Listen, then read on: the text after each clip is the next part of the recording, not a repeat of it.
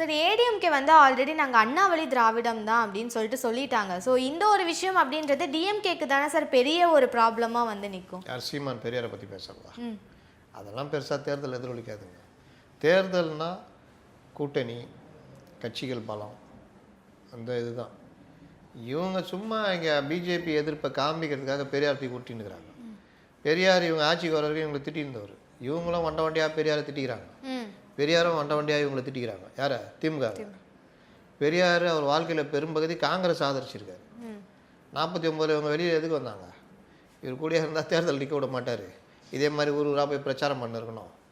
அம்பஞ்சல்லி தேராது அப்படின்ட்டு பெரியார் மணியம்மையை திருமணம் பண்ணோன்னா கண்ணீர் துளிகள் அப்படின்னு ஏதாவது இவங்கெல்லாம் அப்படியே இந்த இது என்ன சொல்லுவாங்க, ஏகபத்தினி விரதம்னு சொல்லுவாங்க தெரியுமா? ஒரே மனைவியை கல்யாணம் பண்ணி வாழ்கிறது, அதுக்கு பேர் ஏகபத்தினி ராமர் மாதிரி.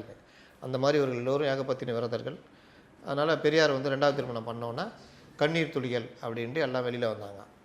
ஆனால் அடிப்படை என்ன? தேர்தலில் நிற்கணும். சரி, கண்ணீர் துளிகள் வெளியே வந்தீங்க. என்ன கொள்கை? 1 திராவிட நாடு, அடைந்தால் திராவிட நாடு, இல்லாவிட்டால் சுடுகாடு. 2வது கொள்கை என்ன? கடவுள் மறுப்பு இயக்கம், சுயமரியாதை. ஆனால் அதை தூக்கி ஓரம் போட்டு ஒன்றே குலம் ஒருவனே தேவன்ட்டாப்ல அண்ணா.